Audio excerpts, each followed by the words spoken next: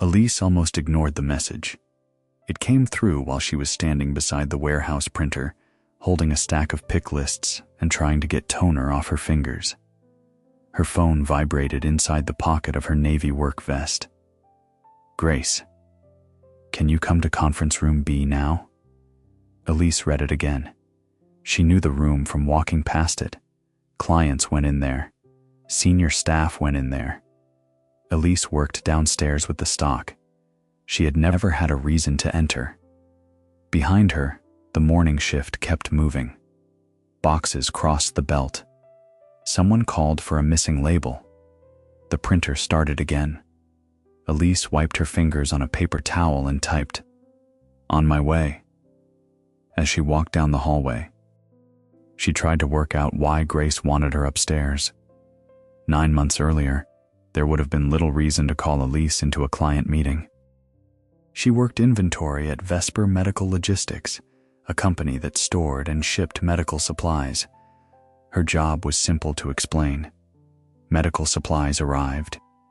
Elise helped make sure the number of boxes in the warehouse matched the number shown on the computer.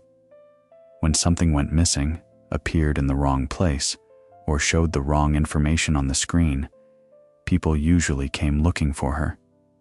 The paycheck was reliable, which mattered more after her father's hours at the print shop were cut. Her younger sister, Leah, was also finishing a nursing course while working evenings at a cafe. Elise sometimes helped when money at home came up short. For a long time, Elise thought she understood her job well enough.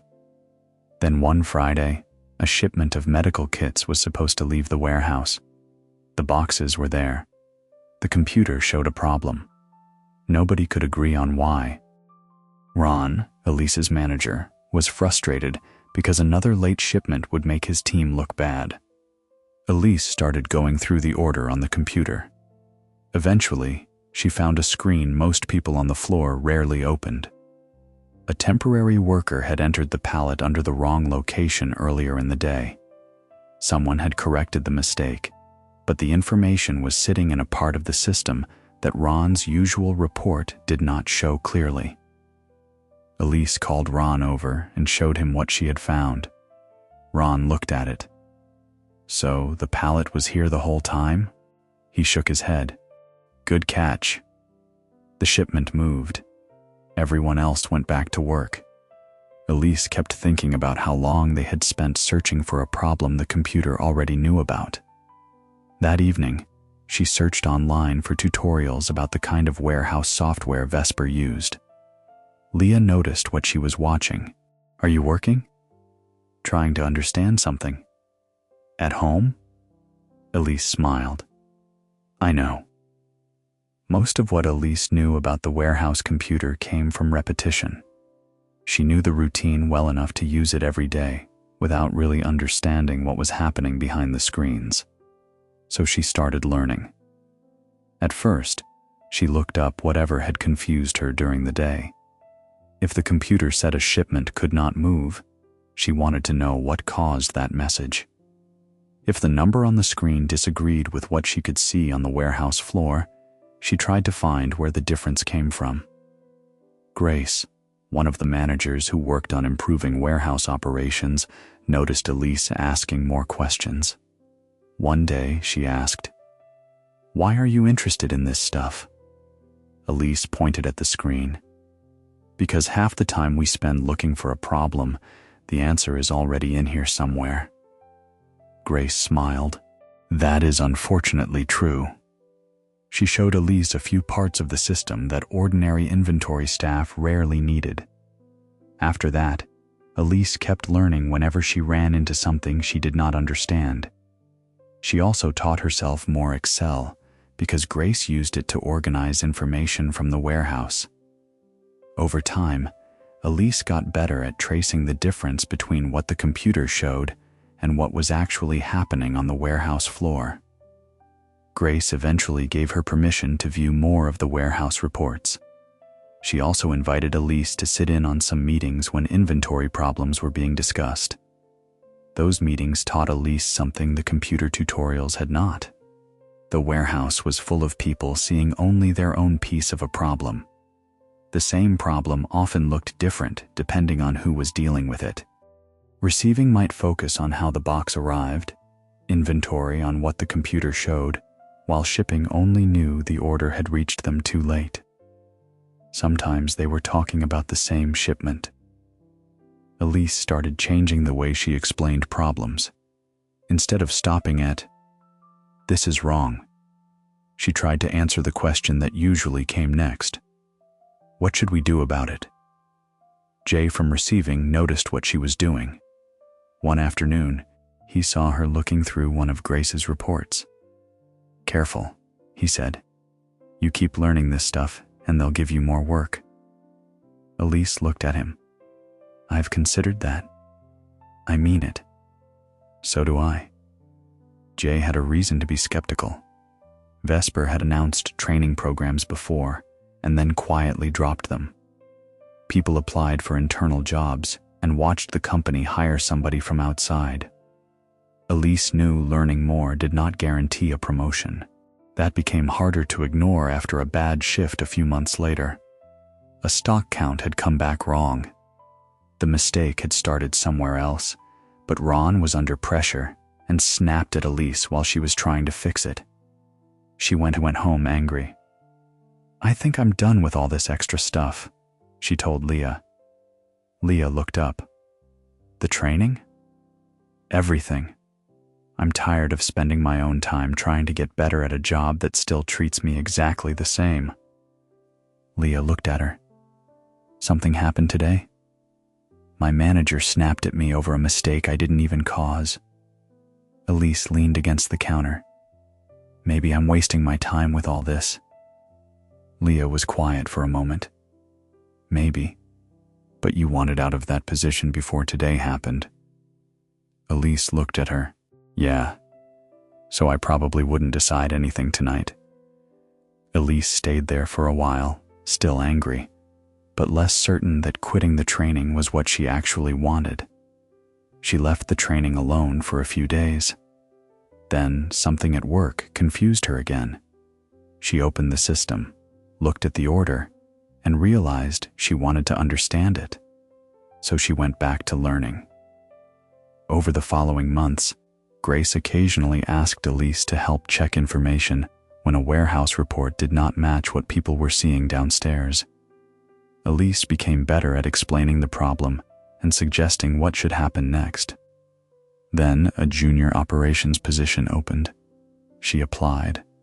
The company did not invite her for an interview. Elise read the rejection during her shift and put her phone away. For several days, she stopped opening the training files. Eventually, she asked Grace if she knew why she had been passed over. Grace did not know, but she asked the hiring manager. When she came back with an answer, it was fairly simple. "They think you understand the warehouse," Grace said. Elise waited. "But when you explain a problem, you're very good at showing what happened. They wanted more about what you would change." Elise thought about some of the examples she had used in her application. Grace was right. Elise usually found the mistake. Then she stopped. After that, she made herself go one step further. If she found a recurring problem, she tried to think about how it could be prevented. Early the following spring, one of Vesper's largest clients had to decide whether to renew its contract. The problem was late deliveries. Too many orders had been arriving after they were promised. The client wanted Vesper to explain why. Losing the contract would mean less work for the warehouse and likely fewer shifts for some employees. Julian, the operations lead handling the account, had already given notice and was expected to stay through the client review. The day before the meeting, he told Vesper he would not be returning. He left behind an unfinished presentation, with several of the late deliveries still unexplained. Grace spent the morning trying to piece together what Julian had prepared. Ron told everyone downstairs to keep the warehouse moving. Elise went back to inventory. Around lunch, She passed Grace's office and heard someone from finance ask, "Can we move the meeting?" Grace answered, "They're already on their way." Then Elise heard her say, "We still don't know where some of these delays are coming from." Elise continued down the corridor. Then something she had seen before came back to her. A shipment could be ready on the warehouse floor, while the computer still showed it as blocked. If that status was not changed in time, shipping had to leave the order behind. Elise went back to inventory and pulled up a few recent late orders. She checked the records against what had happened on the floor. One of them matched what she remembered. The shipment had been ready to go, but the system was updated too late for that day's dispatch. Elise waited until Grace came out of the office. "Grace, do you have a minute?" Grace stopped. "What is it?" "I think I found something in the late orders." Elise showed her the example on the screen. These boxes were already checked and ready to leave. The system still showed the order as blocked. Grace looked more closely. "And it missed the truck?" "This one did. I think there are others." Grace pulled a chair over. "Let's check." They opened several late orders. Elise showed her what she had been seeing. A shipment would finish its check on the warehouse floor. The computer would continue showing it as blocked. Later, someone would update the system. By then, the truck might already be gone. They checked older orders. The same thing appeared again. It was only part of Vesper's delivery problem. Some orders were genuinely late because of mistakes in the warehouse. Others needed extra checking before they could leave. Still, enough shipments had been delayed by the computer status that Grace could no longer ignore it. She opened Julian's presentation. One of his charts made it look as though most of that waiting had happened inside the warehouse. Elise pointed at it. "That's the problem." Grace looked at her. "The report can't tell the difference." "Right. It sees the order sitting here. It doesn't show that the boxes were already ready." Finance checked the numbers. Grace replaced part of the presentation with the clearer explanation. Elise stayed after her normal shift to help. She also wrote short notes beside the charts so someone looking at them for the first time could follow what had happened. Before they finished, Grace asked, "If they ask about this tomorrow, can you explain it?" Elise looked at her. "In the client meeting?" "You found it." Elise hesitated. "Okay." That evening, she went over the examples once more so she could explain the sequence clearly the next day. The next morning, Elise was standing beside the warehouse printer when Grace's message appeared. Conference room B. Now, Elise understood why. Grace was waiting outside. "I want you in there when we get to the late orders." Elise looked at the door. "I've never been in one of these meetings." "I know." Grace handed her a copy of the report. "If they ask how the delay happens, explain it the way you explained it to me." Elise followed her inside. The client team had already arrived. Grace introduced Elise as someone from inventory who had helped review the late shipments. Then, the meeting began. Elise listened while the discussion moved through delivery performance and the problems the client had experienced. When Grace reached the section Elise had helped rebuild, one of the client representatives stopped her. "Where are these orders actually getting stuck?" Grace looked toward Elise. Elise opened the report. "In some cases, the order is ready here before our computer shows it as ready." One of the client representatives looked at Elise. "What does that mean?" "The boxes have finished their checks. They're packed. They could leave." Elise pointed to the report. "But the system still shows the order as blocked. Shipping can't put it on the truck until that changes." "So the truck can leave without an order that was already ready?" "Yes." "Why?" "Because the warehouse and the computer aren't being updated at the same time." That made the problem much easier to discuss. One of the client representatives asked what Vesper planned to change. Elise answered, "Before the afternoon trucks leave, someone should check every order the computer still shows as blocked." She continued, "If the boxes are already ready, we can fix the status before shipping misses them." One of client representatives looked at Grace. "How complicated is that?" Grace answered, "The check itself is simple. We need to make it part of the normal work and make sure somebody is responsible for it." The meeting continued. Some questions Elise could answer from the orders she had reviewed. One question required a number she had not calculated. "I'd have to check before I answer that," she said. The client representative wrote it down and moved on. After the meeting, Elise went back downstairs. The warehouse had kept moving while she was upstairs, and inventory work was waiting for her. She spent the rest of the shift wondering whether anything she had said had actually helped. Later, Grace found her near the loading area. "The client is giving us 6 more months," she said.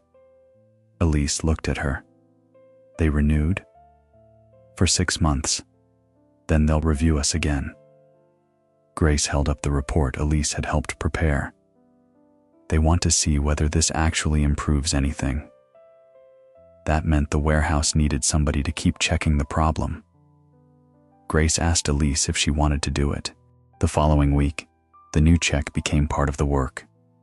Before the afternoon trucks were loaded, Elise reviewed the orders the computer still showed as blocked. If an order was truly waiting for inspection, it stayed where it was. If the boxes were already ready, somebody corrected the system before shipping passed them by.